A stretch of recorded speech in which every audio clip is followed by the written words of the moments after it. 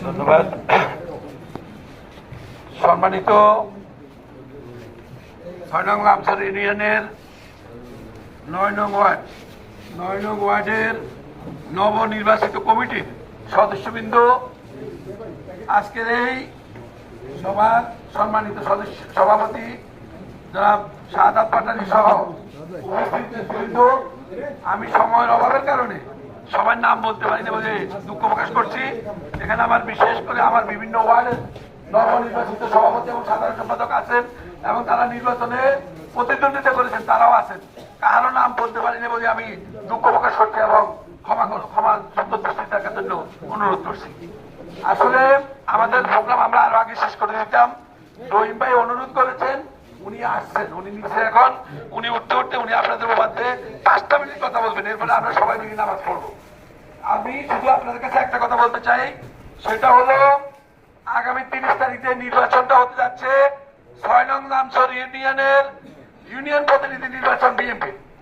আপনারা গত 17 বছর দেখেছেন, আজকে যিনি আমার সাথে প্রতিদ্বন্দ্বিতা করতে এসেছেন উনি কি গত 17 বছর আপনাদের কাছে ছিল? আপনারা এই গত 17 বছর এই আওয়ামী লীগ নির্যাতনের সময়, আওয়ামী লীগের দুঃশাসনের সময়, এই স্বৈরাচারের দুঃসময়ের সময় আমরা আপনাদের পাশে ছিলাম কি ছিলাম না? যদি আমরা আপনাদের পাশে থেকেই থাকি, আমরা মামলা হামলা মোকাবিলা করে রাস্তায় থেকে থাকি, আজকে এই যখন সুসময় আসছে, ওই বসন্তের কুকিরা যারা দুঃসময় তাদের সময় কাটাইছে, আজকে যখন সুসময় হয়েছে এখন তারা আবার তাদের নতুন রূপ নিয়ে আপনাদের কাছে হাজির হয়েছে।